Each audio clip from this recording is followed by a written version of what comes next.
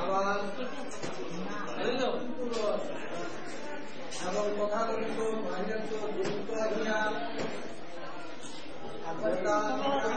শহরে কর্মরত অবস্থায় আছি। হাতিয়ারে ঘোরা হইয়া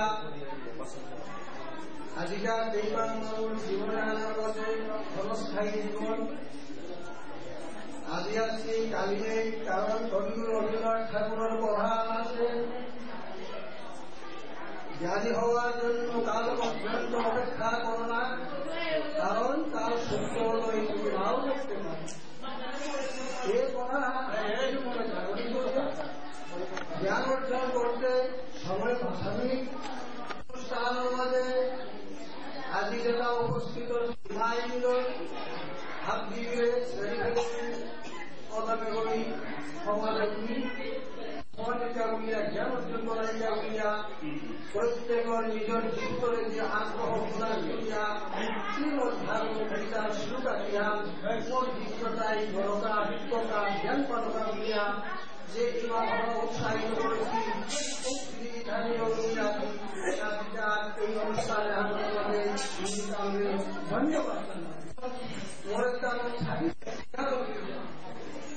প্রবর্তে হয়তো তার একটা পুণ্য আছে, ভালো পুণ্য যদিও তার মনে হাত ধরতে পারে না, আস্তে আস্তে তার স্থায়িত্ব, কিন্তু প্রভুরের বক্তৃতার যে খানিক সময়টা জ্ঞান করেছে কোনো পরিণতি থাকবে।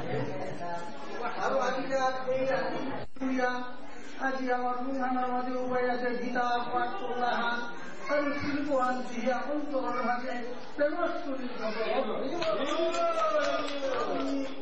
ভগবান শ্রীকৃষ্ণ গোবিন্দের মধ্যে বিহার কামনা করি এক সবাই পূর্ণ হইয়া শ্রীমদ ভাগবত গীতার শ্লোকা জ্ঞান পাঠ করলাম, তাদের ভিতরে প্রভুত্ব আগে আরো উচ্চ লাভ করিয়া ভগবান পাদবদ্ধে ভক্ত